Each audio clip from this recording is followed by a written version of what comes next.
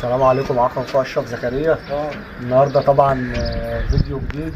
طبعا انا اول مره احمل جالاكسي عشان الصيف دخل وكده والجو بقى كويس.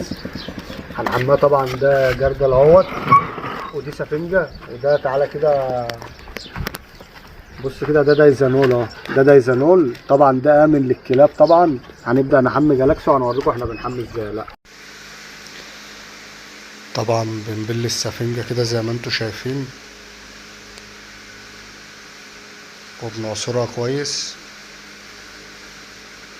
وبنمسك الكلب كده. ايه اول حاجة بنعملها؟ بننضف الودان بتاعة الكلب كده كويس زي ما انتوا شايفين كده في الفيديو.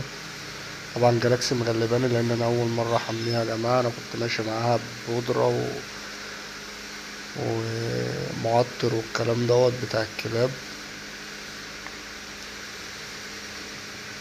زي ما انتوا شايفين كده. طبعا انا بنضف لها ودان اهوت بالسفنجة برضو، بس اهم حاجة اعصر السفنجة برضو ايه كويس، بحيث انت ما تنزلش مية في ودان الكلب عشان ما تأذوش برضو. تمام.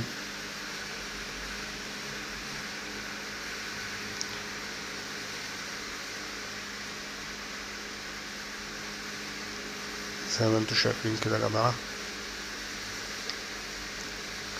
اهم حاجة ما تنسوش لو عجبكم الفيديو تعملوا اشتراك وتفعلوا زر الجرس عشان يوصلكم كل جديد وكل فيديوهات جالاكسي، وشير للفيديو يا جماعة عشان نفيد بعض ونفيد الناس.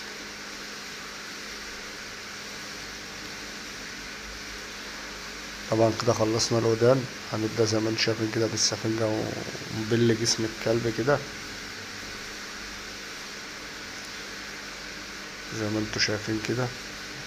هنمسك رجل الكلب برضك، الأماكن اللي بيبقى فيها حشرات من عند الضوافر كده، زي أنا بعمل دلوقتي كده زي ما انتوا شايفين اهو.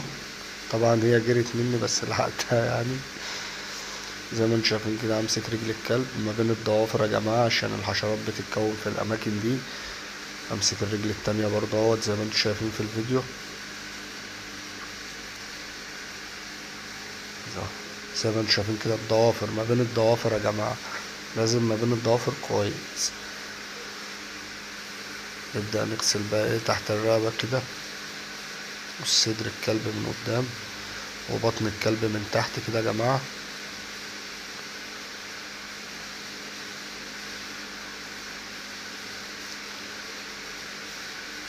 لازم الدايزانول تخليه يخش في جسم الكلب كله.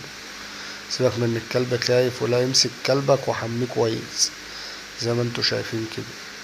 لازم الدايزانول ده وصله الجلد اللي تحت. طبعا دي المنطقة دي برضك اهم حاجة، برضك لازم تتشطف كويس زي ما انا بعمل كده يا جماعة. طبعا الوراك اهو.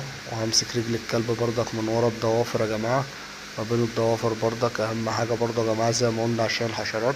الرجل التانية برضه اهوت زي ما انتوا شايفين كده اهو. هرفع رجليها برضك من تحت من عند الورك من جوه كده يا جماعة برضه، والبطن من تحت برضك. دي الأماكن دي بيبقى فيها الحشرات أكتر، مكان بيبقى الحشرات مستخبية فيه. وقدام برضك اهو عند بطها كده من تحت من قدام. اليمة التانية برضه اهو. لازم الكلب تغسله كويس بالدايزانول زي ما انت شايفين كده اهو.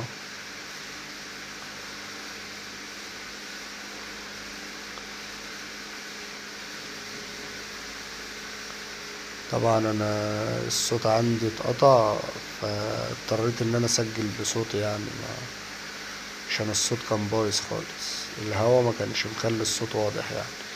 زي ما انتوا شايفين اهو بشطف كويس جدا.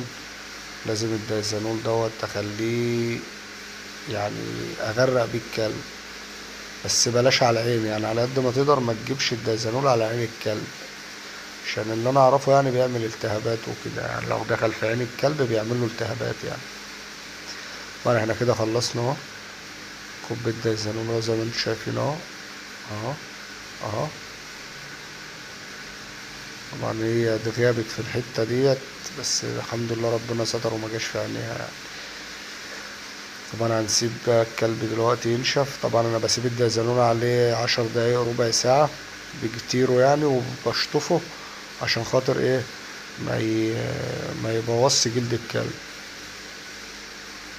طبعا احنا دخلنا ونشطفه زي ما قلنا عشان خاطر ايه ما يعملش حساسية للكلب اهو زي ما انتوا شايفين كده. طبعا هنشطف. طبعا هي اول مرة فهي بتفرضني. طبعا نخلص شطيف يا جماعة ونطلع الكلب يمشي. السلام عليكم ورحمة الله وبركاته.